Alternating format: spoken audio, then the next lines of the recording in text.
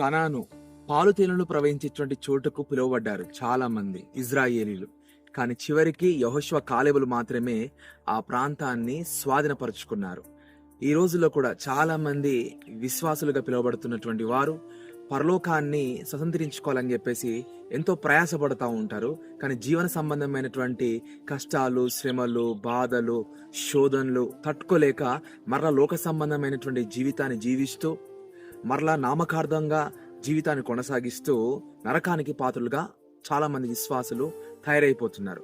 కానీ దేవుని నమ్ముకున్నటువంటి మనము ఎలా ఉండాలంటే, అంతం వరకు కష్టమున్నా, శ్రమలున్నా, బాధలున్నా దేవునిపైనే ఆధారపడుకుంటూ విశ్వాస యాత్రను కొనసాగించినట్లయితే, ఖచ్చితంగా చెప్తున్నాను, ఆనాడు యెహోషువను, కాలేబును పాలు తేనెలు ప్రవహించే చోటుకి దేవుడు ఏ విధంగా నడిపించినాడో, మనము నమ్మకంగా యథార్థంగా ఆయన దృష్టిలో మనము ఉన్నట్లయితే ఖచ్చితంగా పరమ కనాను అంటే పరలోకానికి దేవుడు తప్పకుండా మనల్ని చేర్చుకుంటాడు.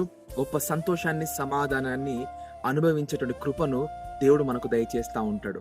కాబట్టి అల్పకాల సుఖభోగాలకు లోను కాకుండా దేవుడిచ్చేటువంటి ఆ నిత్య రాజ్యాన్ని స్వతంత్రించుకోవడానికి మనం ముందుకు సాగిపోదాం.